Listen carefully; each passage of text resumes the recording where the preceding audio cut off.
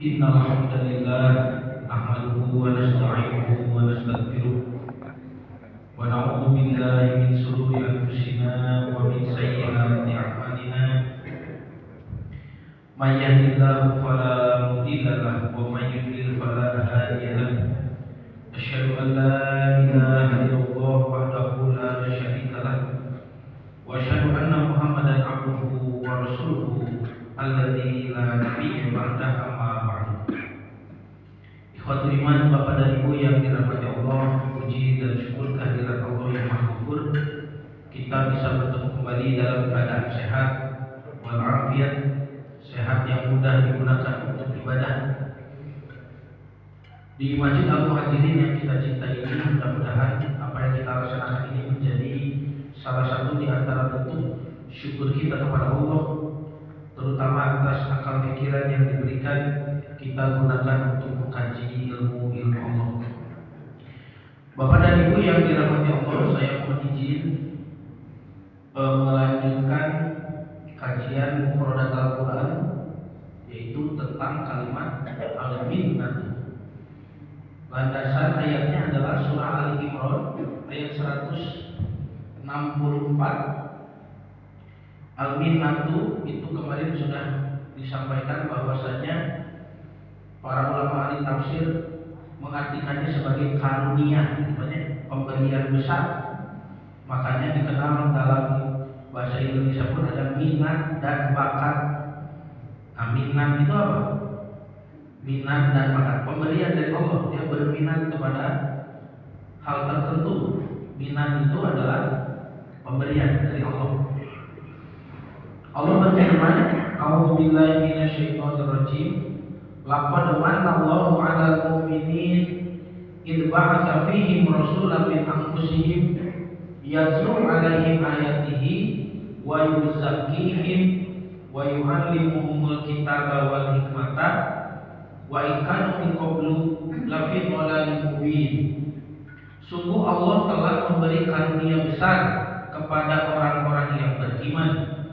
Ketika ba'atsa fihim, Allah mengutus dari kalangan mereka rasulan, seorang rasul, min anfusihim, dari golongan mereka. Kemudian disebutkan di sini tugas rasul ada 4 banyak.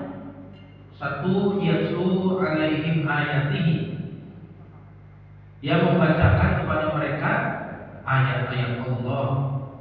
Tapi Pak, wa yuzakkihim, lalu mensucikan mereka, mensucikan dari hal-hal yang merusak. Wa yu'allimuhumul kitaba, dan mengajarkan kepada mereka Al-Quran, Alkitab suci Al-Quran, wal hikmata, dan hikmah, pemahaman dari Al-Quran. Para ulama menyebut ini maksudnya adalah sunnah.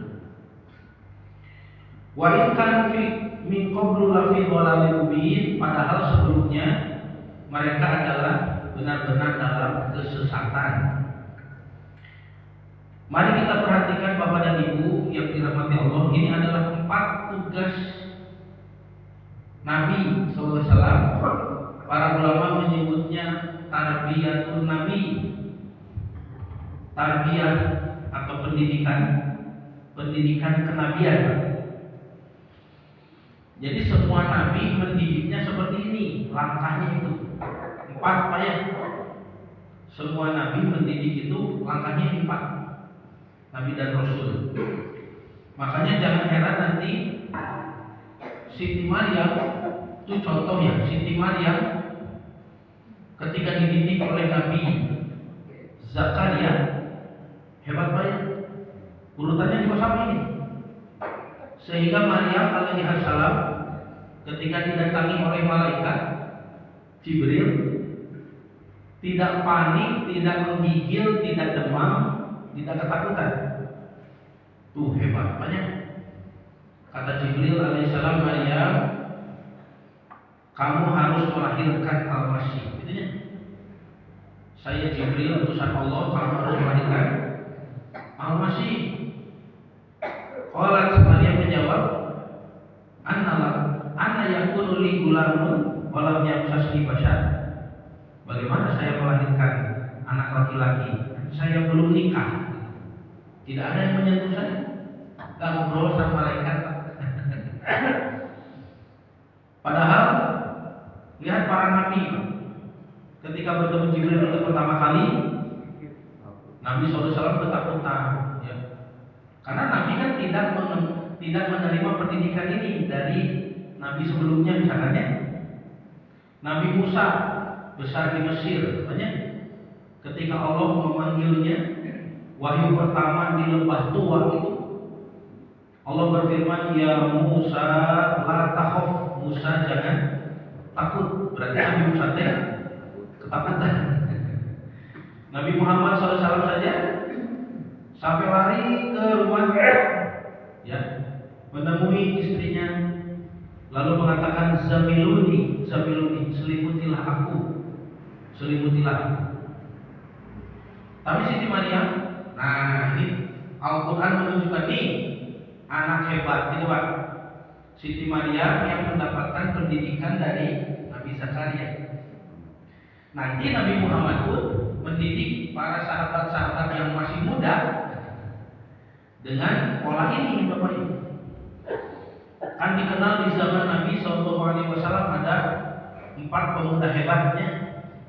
Itu dikenal dengan 4 Abdullah, namanya. Ayah Abdullah bin Abbas, putra Nabi Abbas, ya Bapak. Ini Abbas itu kan buatan Nabi. Jadi Abdullah bin Abbas itu putranya buah begitu. Abdullah bin Abbas. Ada Abdullah bin Umar, putranya Umar bin Khattab. Kebayang bapak putra Umar, hebatnya. Ada lagi Abdullah bin Zubair, putranya Zubair bin Awam.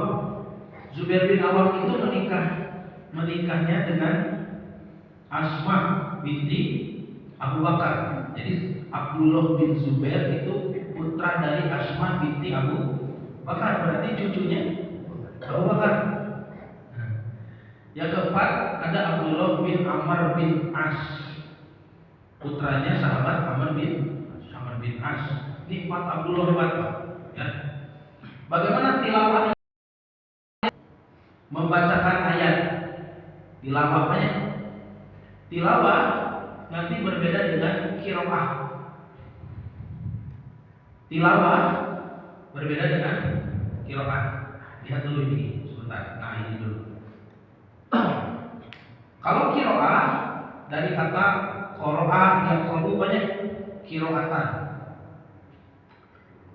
Itu arti katanya adalah qira'a dalam kamus bahasa Arab qur'un, artinya al-jam'u wa dhamu, mengumpulkan dan menghimpun. Jadi secara bahasa qira'a itu mengumpulkan Pak, atau menghimpun. Makanya ibu, kalau ibu misalkan membaca surah Al-Baqarah 228, Allah berfirman tentang perempuan yang ditinggal wafat suami atau diceraikan, tidak boleh menikah dulu, ya, harus menunggu masa iddah. Berapa lama? Nah, disebutkan wal mutallaqatu yatarabbasna bi anfusihinna thalathata quru. Nah, itu quru. Dan perempuan yang haid, apa ya? Perempuan yang ditalak atau ditinggal wafat, hendaklah menunggu bagi dirinya, jangan dulu menikah lagi. Salah satu quru, 3 quru. Maksudnya, nah, kena harus kayak gimana? Ibu 3 quru itu 3 apa? 3 kali suci dari haid. Pertanyaannya, kenapa haid disebut quru? Nah, gimana? Quran menyebut haid dengan istilah quru, padahal haid itu ada di dalam Quran kan? Yas'alunaka 'anil mahid. Mereka bertanya tentang haid. Ada haidun, mahidun ada dalam Quran. Tapi khusus di Al-Baqarah 228 haid disebut quru. Kata para ulama, ada sesuatu yang berkumpul. Nah, di perut ibu, sesuatu yang berkumpul itu kata dokter sekarang adalah Ya, jadi di setiap bulan di perut perempuan dewasa, perempuan balik ada yang berkumpul. Itulah sel telur, kurkun, ngumpul gitu Pak. Kalau tidak dibuahi kan membusuk, harus dibuang jadi darah. Haid, mohon maaf Ibu ya. Ini Quran bisa berani mengatakan ini haid dari sesuatu yang berkumpul dengan menyebut istilah salah satu 3 kali ngumpul gitu. Nah itu dalil bahwa qiraah arti asalnya kurkun, mengumpulkan. Secara bahasa, kenapa membaca disebut qiraah? Karena membaca adalah aktivitas mengumpulkan huruf. Mengumpulkan huruf untuk bisa jadi bermakna. Pernah saya sebutkan contohnya, kalau tidak dibaca alias tidak dikumpulkan, maka tidak ada makna. Contoh, Bapak Ibu, mari kita mengkaji di mana di mim sin jim dal. Di mana sih Pak Ustaz? Kita di mim sin jim dal. Mau mim sin jim dal? Ya. Karena tidak dibaca, jadi tidak ada makna. Tapi kalau dibaca masjidun, oh di masjid. Nah, itulah kenapa membaca disebut qiraah oleh bangsa Arab. Berarti qiraah adalah membaca secara teks, banyak. Tidak ada urusan apakah Bapak Ibu paham, ya? Apakah kita mengerti. Yang penting kita mengumpulkan huruf-huruf ini menjadi satu. Nah, itulah qiraah. Makanya Rasulullah dulu disuruh iqra, baca ini baca. Kata Nabi, "Ma ana biqari'in," saya tidak bisa membaca, baca teks. Nah, berbeda dengan tilawah. Tilawah dari tala yang seluruh tilawatan. Tala itu artinya wasyamsi waduhaha wal qamari idza talaha. Itu tala. Demi matahari dan apabila naik sepenggelah, wasyamsi waduhaha. Wal qamari dan demi rembulan idza talaha apabila mengikutinya. Jadi talaknya harusnya mengikuti. Talak itu harusnya mengikuti. Kenapa membaca yang disebut tilawah ini? Kok bisa disebut tilawah? Mengikuti, apa maksudnya? Kata Imam Ar-Raghib Al-Asfahani, membaca yang disebut tilawah itu adalah bacaan yang diikuti dengan usaha untuk memahami sampai mengamalkan. Nah, gitu Pak. Maka jadi hiburan supaya membacakan ayat suci Al-Quran, gitu ya. Oleh siapa begitu? Bersama suri tilawah. Ternyata suri tilawah teh pada Maulana naon? Nya macakeun hartosna. Macakeun terjemahan kan? Tapi kan suri tilawah. Mohon sari tilawah. Jadi sari tilawah itu tilawah yang pakai bukan sari qiraah. Karena yang qiraah yang baca itunya, yang baca Qur'annya. Tilawah ya harus paham isinya apa. Maksudnya bagaimana? Tuh, jadi Bapak Ibu, kita belajar dua cara membaca yang di dalam Al-Quran. Ada qiraah, ada tilawah. Makanya nanti Allah berfirman di dalam ayat Quran itu ada yang pakai qiraah, ada yang pakai tilawah. Dua-duanya boleh. Makanya Allah berfirman, "Fa idza qara'nahu fattabi Qur'anahu." Apabila kami membacakannya, maka ikutilah bacaan itu, pakai Quran itu. Jadi kalau Allah sudah menyusun Quran, ini Al-Baqarah, ini Ali Imran, ini An-Nisa, kan begitu ya. Ikutilah bacaan itu. Jadi Bapak Ibu boleh baca dari halaman pertama sampai terakhir baca gitu Pak. Nah terus itu tenang, kita sama qiraah. Pas sahur Nabi pahalanya per hurufnya, pahalanya per huruf. Jadi membaca bahkan tidak paham artinya itu tetap mendapat pahala. Bagaimana kalau sampai tilawah? Sampai kita mengkaji artinya, lebih hebat lagi. Berarti nanti per hurufnya bisa pahalanya lebih besar kan, kata Nabi 10 itu minimal. Kita baca Quran dengan ulama membaca Quran ayat yang sama, bisa jadi pahalanya sangat berbeda karena ulama sudah paham, sudah mengkaji, sudah mengamalkan, bahkan sudah mengajarkan mungkin. Jadi satu hurufnya bisa sampai 700 kali lipat Pak. Tergantung siapa yang membaca. Rupanya ini orang awam, misalkan mualaf masuk Islam, baca Al-Fatihah, Bismillah, dapat pahala? Dapat, kan tidak paham tuh mualafnya, belum paham. Itu baca bi saja kan sudah diberi 10 pahalanya. Nah, gitu banyak. Nah, inilah tilawah. Jadi yang pertama adalah tilawah ayat. Itu tugas Nabi, tilawah ayat. Berarti kan membaca sampai paham, lihat. Membaca sampai paham artinya. Kalau belum paham, namanya qiraah. Nanti qiraah juga ada ya. Nah, tilawah ayat, membacakan ayat Pak. Dari tala ayat seluruh, itu kan penjelasan Imam Ar-Raghib Al-Asfahani ini. Bukan qiraah ayat qirahu. Kata Imam Ar-Raghib, al-qiraah itu menggabungkan huruf-huruf dan kalimat antara yang satu dan yang lainnya dalam bacaan dengan tartil. Karena itu qiraah suka diartikan membaca. Menurut satu riwayat, Al-Quran disebut Quran karena mengumpulkan kitab-kitab umat terdahulu, sedangkan tilawah artinya lebih khusus. At-tilawatu tuhtasu bittiba'i kutubillah.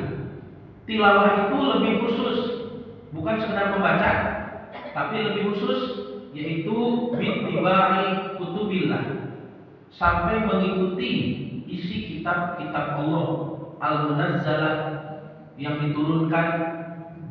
Tarotan bil qiraah, coba dengarkan. Tarotan bil qiraah, kadang-kadang dengan hanya membaca saja teksnya. Wa tarotan bil irtisam, dan kadang dengan sampai mengamalkan, mengikuti perintah lima fiha yang ada padanya, min amrin, daripada perintah-perintah, wa nahyin, wa targhibi wa tarhib, atau motivasi melakukan sesuatu, yatawahhabu fihi, atau apa yang dipahami darinya. Fakullu tilawatin, maka setiap tilawah, qiraatun adalah qiraah, terus Pak. Kalau Bapak Ibu sudah paham dengan artinya, berarti sekali dibaca tilawah itu. Tapi tilawah juga kan membaca hurufnya kan? Nah, fakullu tilawatin qiraatun, maka setiap tilawah adalah qiraah. Tapi walaisa kullu qiraatin tilawatan, tidak semua qiraah itu tilawah. Bujur katel teh hideung, tapi teu setiap hideung bujur katel itu mah. Nah, Bapak Ibu yang dirahmati Allah, berarti kan membaca Al-Qur'an ini Pak, sebentar ini kita bahas ini. Nomor 1 itu tilawah ayat, banyak. Bapak Ibu bisa menerapkan ini untuk mendidik keluarga, untuk mendidik murid, santri, bahkan masyarakat. Jadi bagaimana pola didik Nabi? Yang pertama, banyak membaca ayat itu. Eta heula tahapan kahijina. Bisa qiraah, diajarkan membacanya bagi yang belum bisa baca, bisa sampai tilawah, sampai memahami bacaan itu. Contoh Bapak Ibu di bumi ya, di bumi kumaha yang ada di murang kali mendidik incu gitu misalkan, bisa pakai pola ini ya. Mohon mari anak kita, cucu kita bukan punya kita, itu adalah titipan dari Allah. Kata para ulama, bukti daripada anak cucu itu titipan bukan punya bapak adalah ketika bapak ibu mengurusnya dengan baik, maka bapak ibu dibayar Allah, mendapat pahala. Itu bukti bahwa anak cucu kita bukan milik kita. Karena kalau milik kita tidak akan ada yang membayar. So bapak ibu ngawasuh motor nyaliran, ya ya. Tahu ya?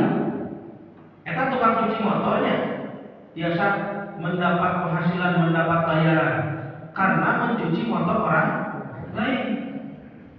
Betul ya?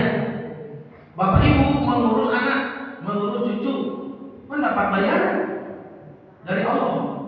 Berarti mengurus barang milik orang lain. Karena anak kita bukan milik kita, cucu kita bukan milik kita. Itu hanya titipan. Kalau itu titipan bukan milik kita, kenapa diurus semau kita? Terus Pak, kan kita sadar sekurang, ada diurus kumaha urang.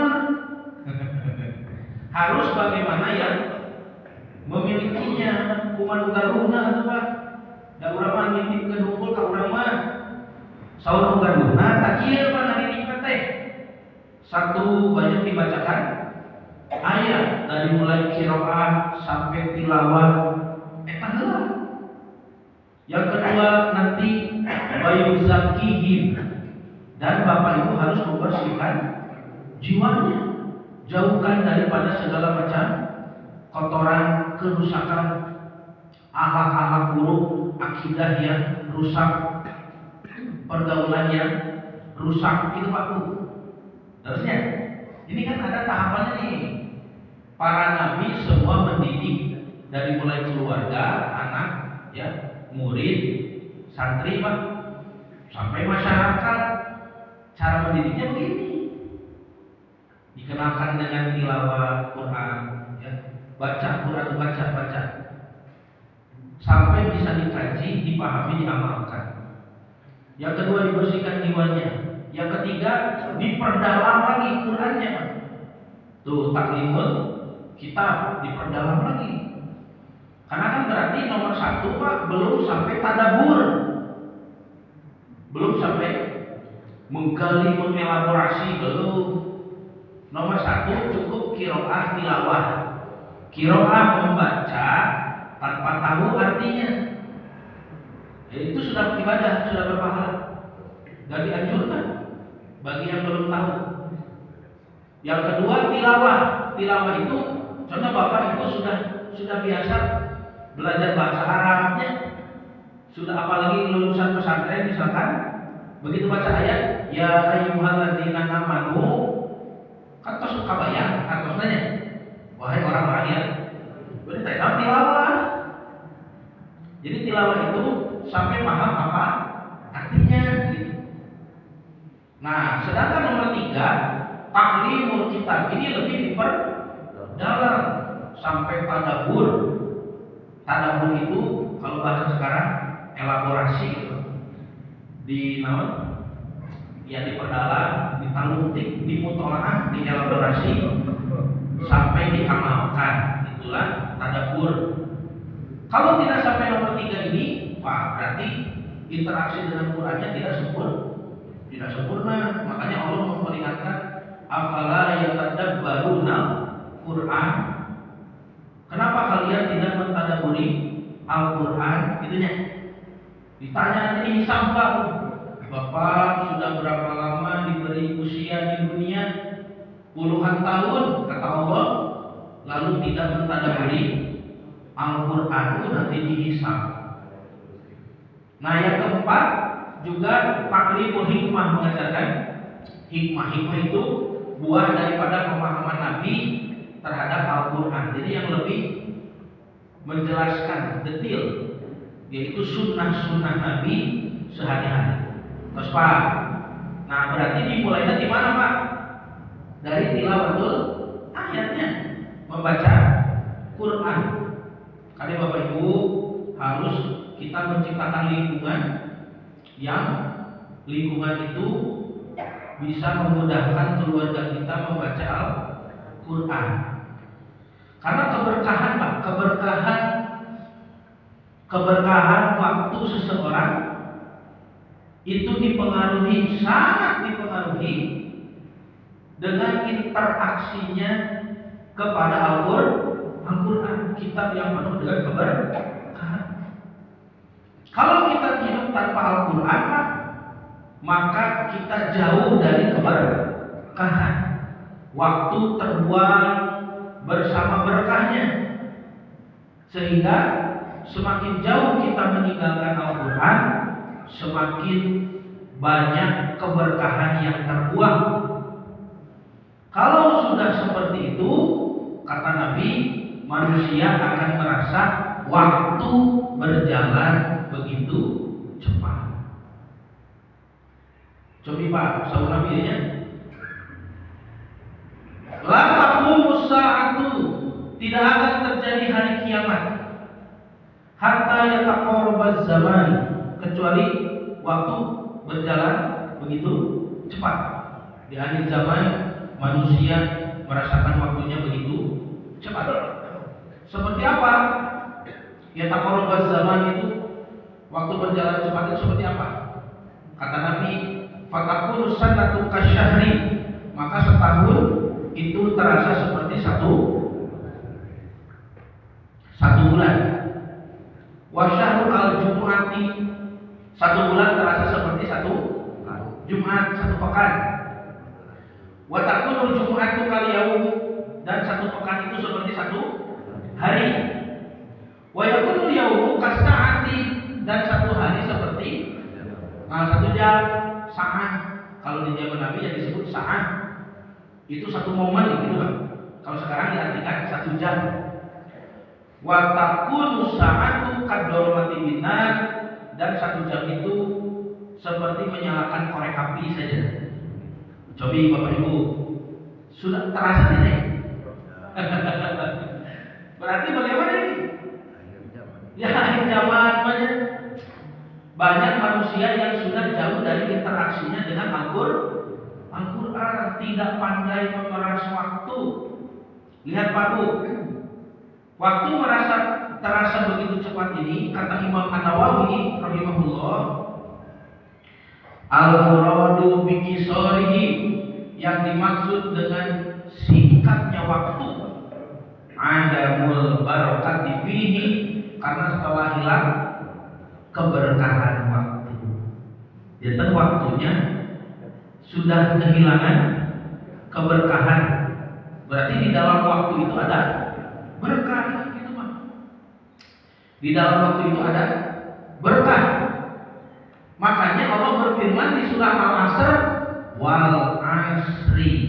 Kenapa disebut demi waktu, tapi bahasanya asri, gitu Pak. Asr. Kan ulama membahas dalam tafsir, asar itu artinya perasaan. Ya, asar ini artinya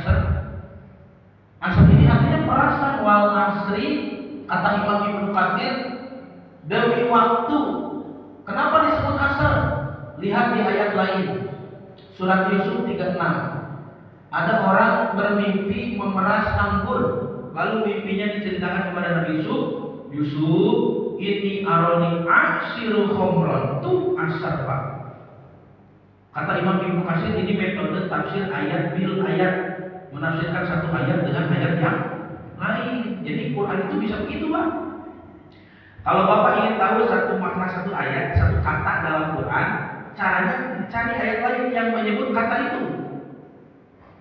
Namanya tafsir ayat bil ayat. Jadi asar Thailand, wal asri, asar ada di ayat lain, ada di Yusuf 36 disebutnya ini aroni amshiru khomron, Yusuf aku bermimpi memeras anggur. Itu asar, itu memeras. Di An-Naba, surah An-Naba ayat 14, Allah menurunkan hujan, menyebut wa anzalna minal Mu'syirat. Ini mu'syirat ini asal apa? Ain, sod, roh, asalnya. Karena mim dan tak mabsutoh ini tambahan. Jadi mu'syirat itu perasan. Nah, artinya awan hitam. Maksudnya ketika turun hujan, ma'an sajjajan, air yang tercurah, seolah-olah Allah memeras awan, gitu Pak. Yang turun hujan memeras awan. Jadi wal asri, demi waktu yang harus diperas. Nah, berarti kan kalau diperas dikeluarkan isinya banyak. Seperti Bapak memeras jeruk, seperti Ibu memeras santan misalkan. Jeruk diperas keluar sari, santan diperas keluar kelapa diperas keluar santan, waktu diperas keluar berkah, gitu Pak. Ilustrasinya itu ilustrasi dari surah Al-Asr. Jadi di mata Allah waktu itu sesuatu yang bisa diperas. Nah, kalau tidak diperas bagaimana? Innal insana lafi usrin, rugi. Bapak beli jeruk belum diperas, belum dinikmati sudah terbuang, lebar tuh, lebar, sayang, gitu ya. Ibu parut kelapa belum diambil santannya sudah tumpah, ya, ke tanah, lebar tuh, lebar, sayang. Nah, ini pesan surah Al-Asr nih. Nah, hari bapak, hari jeruk lebar, gitu Pak. Hari kelapa sayang, merasa rugi kalau tidak dimanfaatkan. Hari waktu, kenapa tidak lebar, tidak sayang, tidak merasa rugi, begitu maksudnya. Makanya harus kita pandai memeras waktu supaya keluar berkah. Nah, bagaimana caranya? Butuh alat kan? Butuh alat. Nah, Al-Quran nanti salah satu dari isinya itu kandungannya adalah alat-alat memeras waktu. Kalau Bapak memeras jeruk perlu pisau saringan wadahnya, Ibu memeras kelapa perlu parutannya, saringan wadah, ya. Nah, waktu perasaannya bagaimana? Cara memeras waktu. Allah berfirman, illa, kecuali yang tidak rugi itu berarti yang memeras waktu, ya. Alladzina amanu, orang-orang yang beriman. Itu kan alat haji berarti iman, gitu Pak. Kamu memeras waktunya. Wa amilu sholihat, dan amal sholih. Wa tawassaw bil haqq wa tawassaw bis sabr. Ini berdakwah, gitu Pak. Mengajarkan Islam. Nah, Bapak Ibu, iman, amal sholih dan dakwah ini kan semuanya ada dalam Al-Quran. Betul ya? Jadi alat-alat memeras waktu ini itu dikemas dalam satu paket. Beli paket alat memeras waktu Al-Quran. Makanya Rasulullah SAW, coba Pak, bagaimana Rasul memeras waktu? Coba kieu heulanya supados langkung jelas bahwa manusia di zaman sekarang, oh betul ya, kita ini di zaman sekarang meleset terus dari keberkahan waktu, gitu Pak. Coba Pak, ini waktu Nabi ya. Nabi sebut saat nih, jam. Sok Bapak etang. Jamnya Rasulullah itu bagaimana? Pak, apakah Rasul pakai jam yang canggih seperti ini? Yang dipenggal sehari 24 jam, 1 jam 60 menit, 1 menit 60 detik, pakai begini kan? Kan belum ya. Ini kan diciptakan di zaman modern ya. Kan memang zaman modern perlu ini Pak. Butuh waktu yang lebih detail, lebih presisi, lebih tepat, gitu ya. Tapi gara-gara jam mekanik ini Pak, manusia menganggap waktu itu potongan detik. Tik, tik, tiknya. Waktu teh kabayangna eta potongan detik. Padahal Rasulullah SAW memandang waktu itu bukan mekanik, bukan alat. Tapi Rasulullah memandang waktu itu sesuatu yang sakral. Nah, sakral itu keramat, gitu. Menurut ulama, keramat waktu ini keramat lah, sakral, barang mahal. Makanya kalau membahas rezeki, para ulama menempatkan waktu, umur, usia, dan kesempatan beramal soleh itu di nomor satu. Rezeki nomor satu adalah umur, yang waktu, beramal soleh, gitu Pak. Rezeki paling mahal justru uang Pak, duit, cuan, itu rezeki paling bawah itu. Rezeki paling rendah, ya. Disebut lagi ada anafur rizki, rezeki paling rendah. Belum tentu jadi apa gitu uang. Belum tentu jadi apa kan? Tergantung kita menggunakannya. Itu rezeki paling rendah. Ini perhatikan perkataan Ali bin Abi Thalib. Sungguh aneh dan bodoh manusia itu. Dia menggadaikan waktunya, umurnya untuk mendapatkan kekayaan. Kan tidak paham berarti skala prioritasnya ini. Kata Ali, di masa muda dia menggadaikan waktunya untuk mendapatkan kekayaan. Lalu di masa tua dia menggadaikan kekayaannya untuk mengembalikan kesehatannya. Waktunya. Itu Ali yang mengatakan. Dia melamun di masa lalu berharap masa depannya disegerakan, dan dia menyesal di masa depan berharap masa lalunya dikembalikan. Dia hidup bebas seolah-olah kematian tidak akan menghampirinya, dan dia mati seolah-olah tidak pernah dilahirkan. Itu ayat tapak naon. Tuh, itu Ali menyebut manusia itu aneh dan bodoh. Berarti Pak, bagaimana Rasulullah ini menjalani jam-jam kehidupannya? Lalu disebut saat. Kan Nabi sudah sebut saat tuh. Hari ini diartikan jam. Jam namanya singgah rumah. Ini untuk membuktikan bahwa manusia sekarang sudah jauh dari keberkahan. Ya, sehingga kita harus kembali kepada Al-Quran. Karena yang dipraktekkan Nabi adalah Quran. Semua jam-jam Rasulullah itu ada dalam Al-Quran Pak. Coba jam kahiji Rasulullah kiraha. Halo Pak, ada ya Pak? Bapak udah dipeker? Ada ya Pak? Jam pertama Rasulullah itu kapan? Tahu betul Pak? Kapan Pak? Maghrib. Terusnya kan Rasulullah pakai kalender apa Pak? Hijriah, Qamariyahnya, Muharram Safar. Berarti otomatis perpindahan harinya di waktu maghrib. Bisa dimanage juga aktivitas muslim, aktivitas orang beriman dalam satu hari di maghrib. Kumaha mun urang nganggo kalender Masehi, Syamsiah, perpindahan harinya jam 12 malam. Ya, eta mah. Ya betul lah, Nabi tidak boleh eta kan, Pak. Bukan tidak boleh ya, tapi Nabi tidak pakai itu. Karena mau dipakai ya sah-sah saja kan. Cuma lebih sulit kita nanti. Perpindahan hari itu sadar-sadar Pak.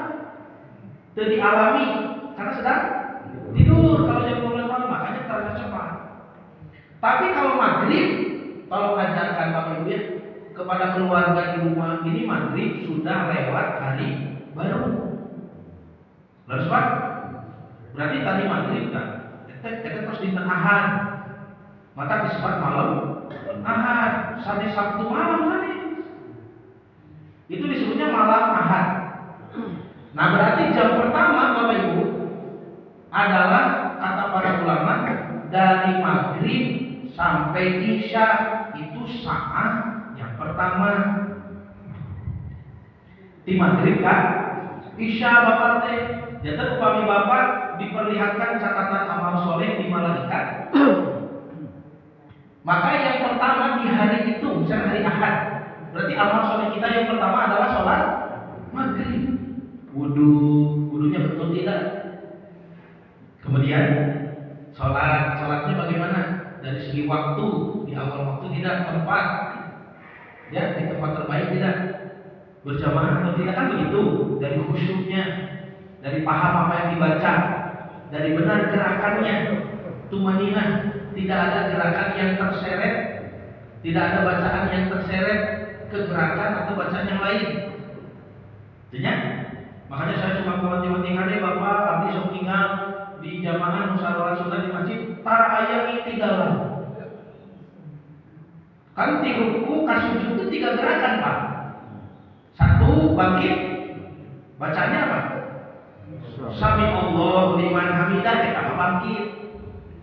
Cicing ngelahnya saya. Baru kita masuk iktidal. Iktidala yang tadi itu iktidalan, artinya kembali adil, kembali ke posisi semula badan. Di sini doanya apa? Rabbana walakal hamdu, ada juga yang panjang, silahkan. Itu gerakan kedua, iktidal. Berarti gerakan berdiri, tangan terurai, lalu kita mengucap Rabbana walakal hamdu, itu satu gerakan. Dari situ baru terjun, menjunam, ngedeprak untuk melaksanakan sujud. Bacaannya apa? Bacaannya takbir, Allahu Akbar. Berarti jelas kan ya? Bangkit sami Allahu liman hamidah, iktidal berdiri Rabbana walakal hamdu, sujud Allahu Akbar. Ini ada jamaah yang sami Allahu liman hamidah langsung angkat Rabbana. Jadi tidak berdiri dulu. Sami Allahu liman hamidah. Jangan anak. Beres? Sekaya begitu. Kamana iktidalna? Itu hilang satu gerakan. Kata Nabi itu mencuri di dalam sholat. Tuh jadi mencuri Bapak teh. Kan sami Allahu liman hamidah harusnya dia dulu Rabbana walakal hamdu. Kalau kenapa karya saya ya pas dia lebih Allahu Akbar gitu Pak. Ini banyak yang saya lihat sami Allahu liman hamidah. Yo kahanak si karena dibacanya balik kahanak Rabbana walakal hamdu Allahu Akbar gitu. Hati-hati ya. Bapak, Ibu hati-hati gerakan iktidal itu hilang. Dan juga perhatikan keluarga kita, pasangan dan anak-anak kita tinggal di iktidal ya.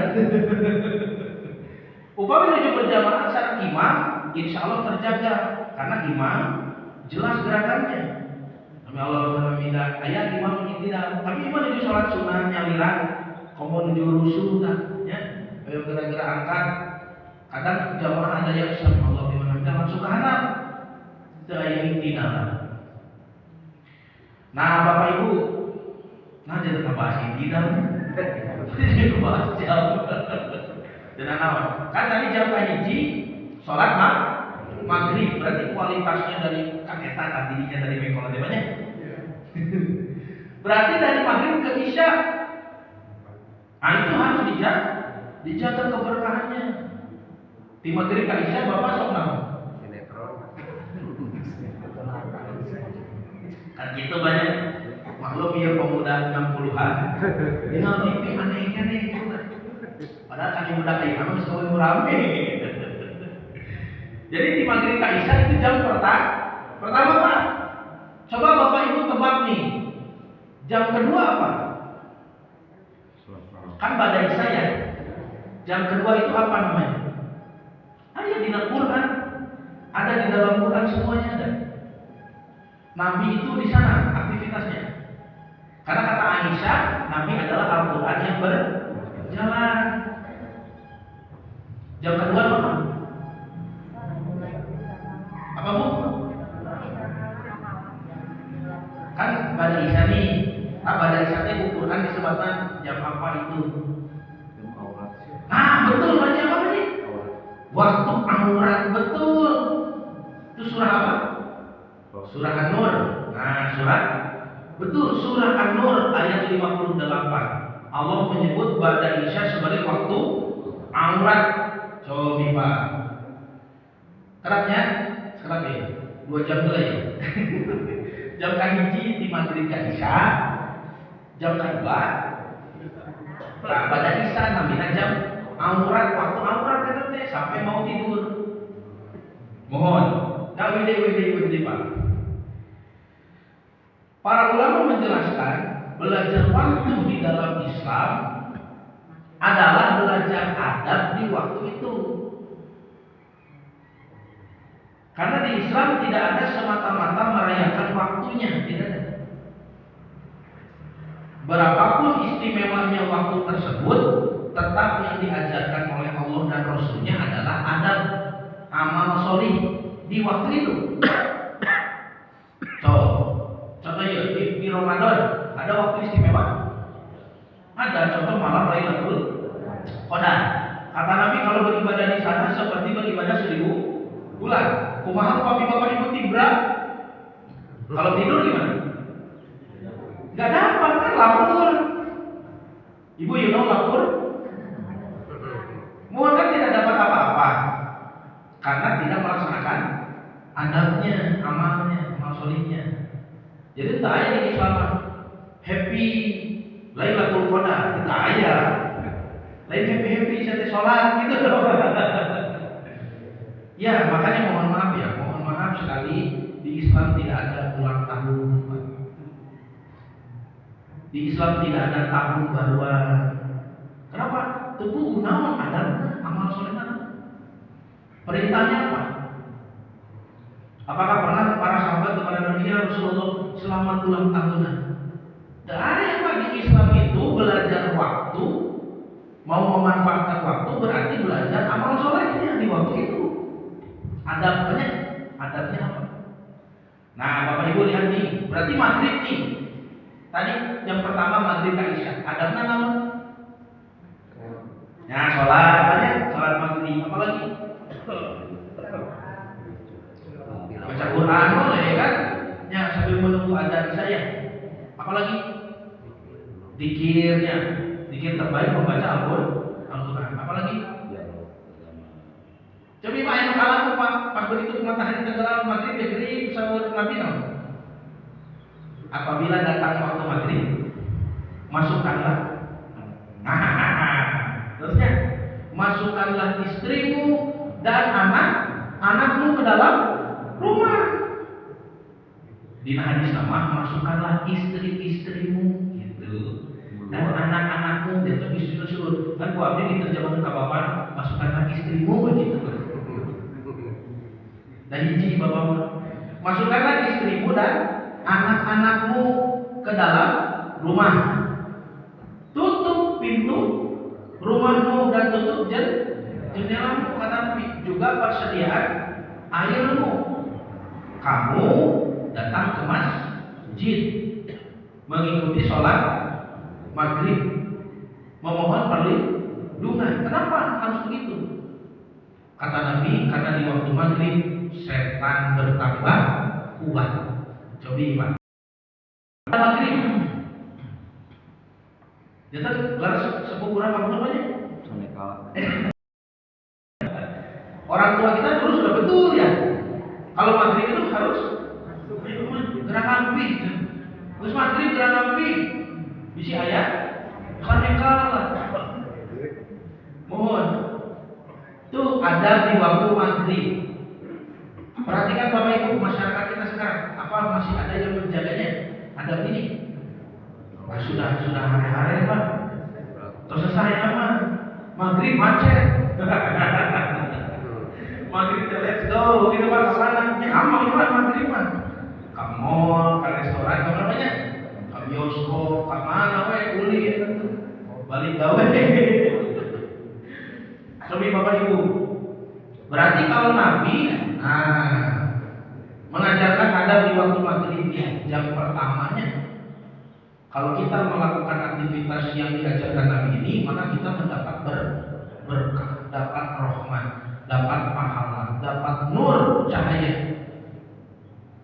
Jam kedua, surah An-Nur ayat 58 tentang waktu aurat. Berarti jam kedua waktu aurat Pak. Adabnya apa? Adabna naon waktu aurat. Tuh kan, terus terlibat. Teu apal jam nyalira gitu. Teu apal aktivitas nyalira. Umat Islam kieu teh aktivitas teh. Jam kedua jam aurat, adabnya kata Nabi, Allah juga mengatakan itu di An-Nur 58. Waktu menanggalkan pakaian luar. Suami istri masuk ke kamar. Bahkan anak kandung saja kalau mau masuk harus minta izin. Aya di Al-Qur'an? Ada. Janten badan isya teh. Mohon, sudah tidur belum? Belum. Ini waktu aurat, waktu Bapak Ibu berdua di kamar. Kan banyak yang harus diselesaikan, Pak. Bisi teh mah kena ngobrol sok di dieu ngobrol. Karena Bapak tadi siang sore sibuk. Nah, ini ada waktu ngobrol dengan istri Bu kumahanya. Ya urang teh bumi teh do kieu-kieu wae. Ada di situ ada obrolan. Jatuh kamarnya si raus, Pak. Kemudian lamun tema tadi siang pas saya tadinya cuma dihampeuteuh. Nya badan teh tadi teh kunaon cenah hapunten emak ieu hapunten bapak kita gitu, Pak. Mohon setan karena nanti ada hadisnya ya. Iblis itu bala tentaranya iblis itu diinstruksikan oleh iblis supaya mengganggu hubungan rumah tangga. Kalau sampai bercerai itu mereka bersurak, gitu, Pak. Jadi target perceraian itu target iblis. Saya punya teman di pengadilan agama, itu di Kabupaten Bandung, kata teman saya itu 1 tahun Kabupaten Bandung itu 1 tahun orang yang bercerai 6.000 kasus. Itu baru Kabupaten Bandung, tak sekarang kota Bandung, tak Jawa Barat, tak di Pulau Jawa, Indonesia, sabaraha papilahnya. Itu iblis surat. Pusat komandona di mana? Di tengah laut. Ada hadisnya. Nabi SAW mengatakan iblis membangun singgasananya di atas laut. Lalu dia menginstruksikan kepada orang-orangnya. Sesosok jin mengatakan saya sudah melakukan ini, begini. Kata iblis, kamu belum melakukan apa-apa. Ada lagi yang kata saya sudah membuat orang ini dan dia bercerai. Kata iblis, bagus tadi kita. Ya. Jadi targetnya adalah perceraian. Maka Nabi membangun benteng di sini, Pak, di jam kedua di jam aurat. So, Bapak Ibu ke kamar sampai nanti ada kebutuhan suami kepada istrinya, ya eta tadinya. Berarti di rumah Bapak harus ada kamar itu kan? Cobi harus dia. Disebut apa di dalam Quran? Kamar suami istri?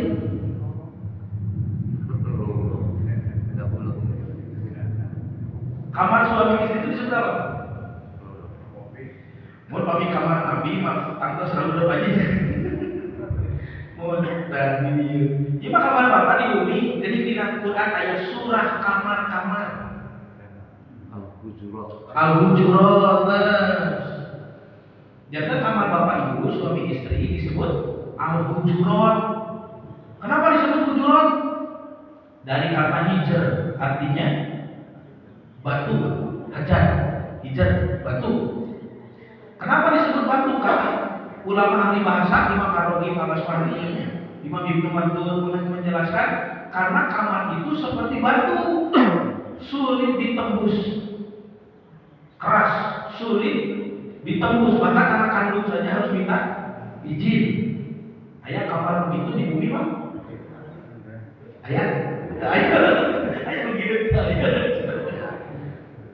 Kamar Bapak Ibu yang bisa masuk ke sana hanya Bapak dan Ibu, tutupan, untuk ngolomo begitu. Ya sampai da eta mah da abdi mah ngan anu dikenaun ku Allah disyariatkeun.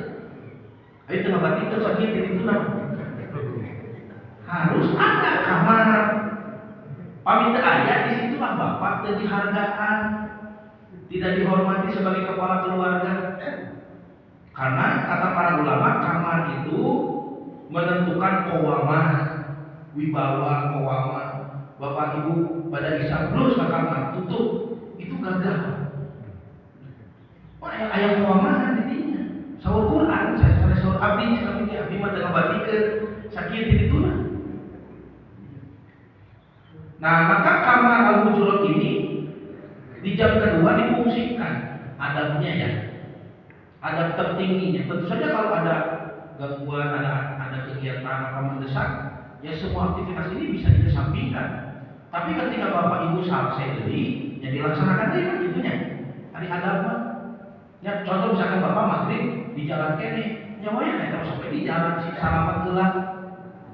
Kan enjing pakai tau pas menuju di bumi, wayah adab maghrib dilaksanakan di bumi. Kan itu adab apa? Nah, jam ketiga nyatos fokus aurat tahun deui Pak. Nyakulem. Mana bingung kok jam tadi dekat tilu dong ngaronda. Itu sudah masuk yang disebut al-lail, betul? Bagaimana adabnya? Mohon, kan soal kieu. Wa ja'alna laila libasan. Dan kami jadikan malam untuk istirahat. Jadi wakosna kulem naum tidur. Adabna wudu heula. Adab tidur wudu heula kitu pajinya. Leres. Jadi ulah kieu ka incung teh babat teh. Sok bade bobo pipis heula. Anu diajar teh pipis heula.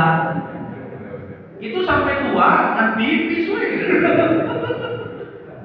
Ya nanti ada diajar sok pipis heula gitu. Cuci tangan, cuci kaki, gosok gigi, pipis. Lah, sanes kitu mah. Wudu gitu. Ya. Maksudnya itu mah sate acan wudu pada pipisnya mangga. Mun hoyong pipis. Ya, silakan buang air kecil, tapi ditutup dengan wudu, sikat gigi. Kata Nabi laula an-asyuqu ala ummati la amartuhu bisiwakin anakku liwuduin, ma'akul liwuduin. Kalaulah tidak memberatkan kepada umatku, pasti aku akan perintahkan mereka untuk bersiwak, sikat gigi pada setiap kali wudu. Nah, wudu, sikat gigi, Pak. Terus kalau dia ada kan? Nya berbalik ke sebelah kanan, kan bukan kuban bapak teh. Jika orang kali wae bukan kuban. Sup gitu. Ya kan orang kapal kadu banyak kan biasa gitu kan belum kapal kadu teh. Itu aya nu kajian apa dulu kita jantan profesor kan. Nah Nabi berpulungna kapal kanan. Kan analisanya luar biasa Pak. Ya. Analisanya luar biasa itu sampai ke posisi jantung segala macam tekanan darah luar biasa. Lalu membaca doanya bisa berupa redaksi surah yang pernah Nabi baca. Amul kan ya. Terus kemudian Pak, mohon apalah Anas Al-Ikhlas dimana ditiupkan ke telapak tangan lalu diusap ke seluruh tubuh itu pernah Nabi lakukan. Nah, terus kulem tah membaca doa tidur. Doana naon? Hayo we waramun. Siap. Menuju TK atau wa'amut mah. Ya bapak tadi alim lebih kaya terus sudah ngincu. Hayo. Kan seueur doa tidur teh panjangnya Pak. Kena sesuai tuh Pak. Bapak teh terus janten nya aki, terus aki terus mimpin masjid, terus mimpin RT, terus tinggi kedudukan nanti kada mewah atau ngadoana, ayo mewah amun. Nanti ada rasa amun ada sawiya pas ada rasa. Mohon favorit lah itu mah. Kulem tos Pak. Maka kata para ulama, jam keempat itu adalah ketika Bapak sedang pulas tidur. Nah, betul Pak, ada apa? Ada mimpi. Karena dalam satu hari itu adabnya sudah benar. Di maghrib teh beres Pak, adabnya beres. Bahasa Arabnya teh solih, itu beres teh. Orang yang beres, orang yang solihun. Mohon, jangan sholahatnya harus beres. Tidak ada dosa kan?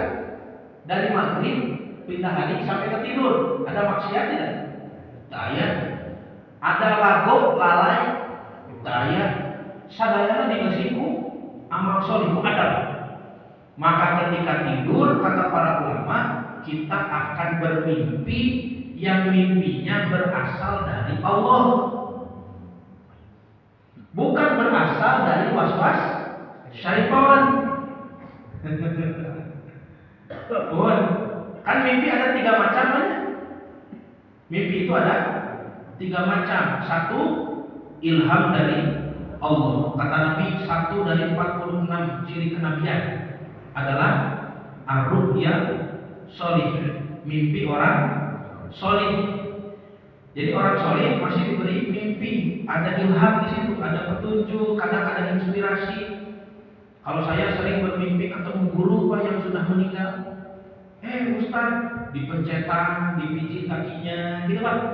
Ketika malam bangun mau sholat witir, tahajud, tadi mimpi dengan Ustaz kamu almarhum yang sudah tidak ada, maka ketika sholat didoakan, itu jadi inspirasi. Bahkan kalau ada Nabi Yusuf bisa mentakwil mimpi itu. Kalau Bapak Ibu jangan coba-coba mentakwil.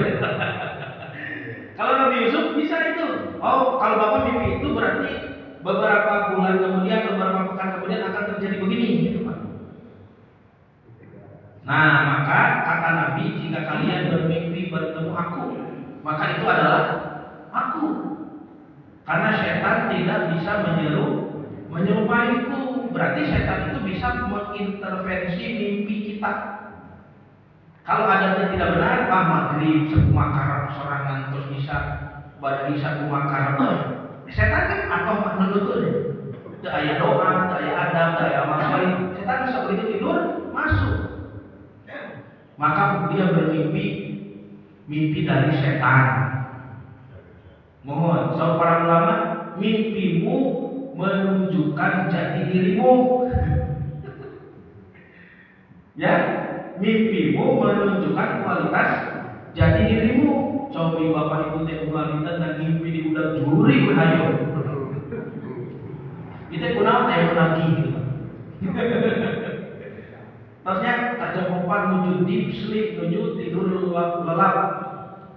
Jam kelima bangun kan? Berarti ke surah Al-Muzammil.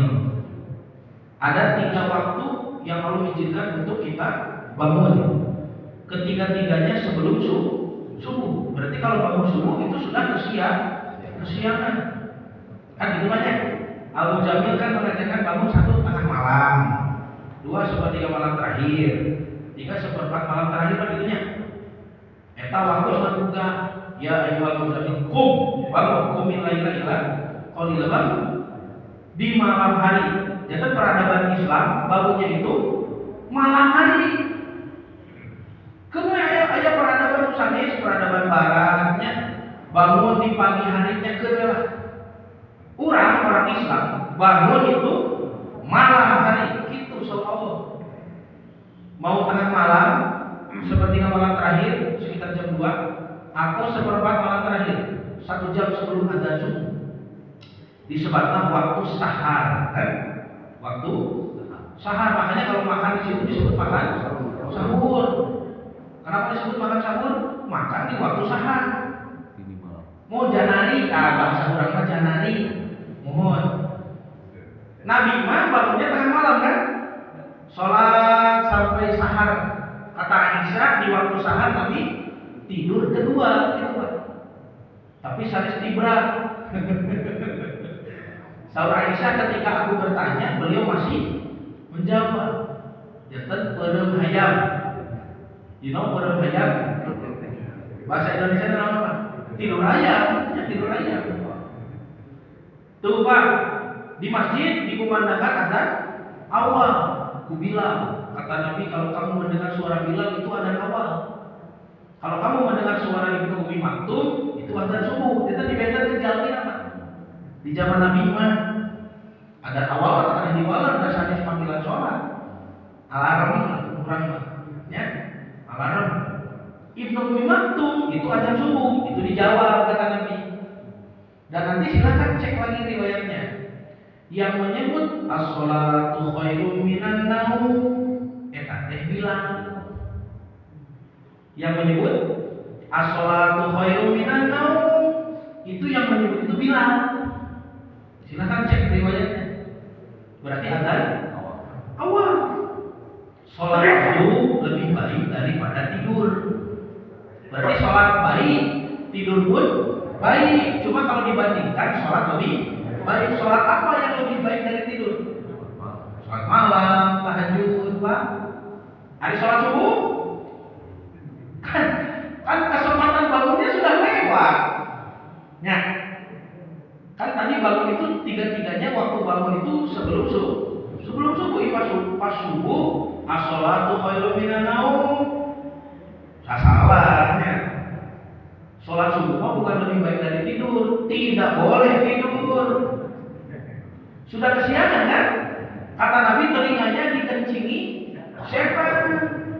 Berarti nggak masuk tuh as-sholatu khairum minan naum di adzan subuh. Karena Ibnu Ummi Maktum yang adzan subuh tidak mengucapkan itu.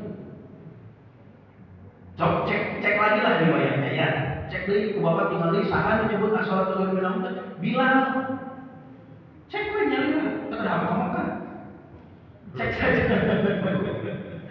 Terus Pak, lah mangawe teraskeunnya di subuh kalau pagi-pagi eta namina waktu ibukar atau bukroh di Quran disebut bukroh tau wa asyilah bil asyiyi wal ibukar nah, ibukar bukroh teh terdiri dari subuh fajar awal ke syuruk. Sudah syuruk ada godan atau gudu, godan bil gudu wal asol ya. Keduha. Nah, jadi ibukar sama dengan 4 waktu. Lawan wae adabna. Nanti sudah duha ada wajib nahan zawal duhur. Ya, waktu aurat deui kan waktu aurat 3 ya. Pada isya, pada duhur, sebelum subuh gitu Pak.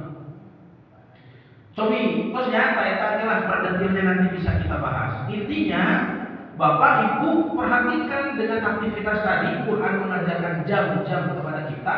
Sehari nggak ada 24 jam kalau dilihat dari aktivitas tadi. Nah maka kita renungkan apakah masyarakat di kita sekarang sudah tepat belum adab-adabnya di setiap waktu, atau selalu meleset.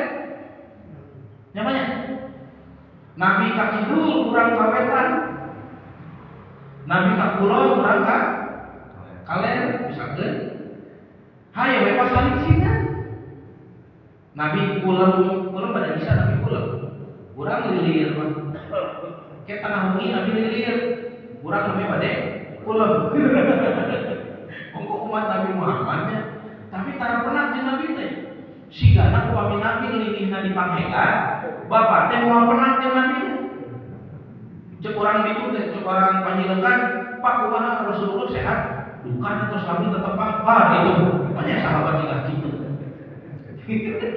semangat aktivitasnya benteng wae gitu wajib Nabi.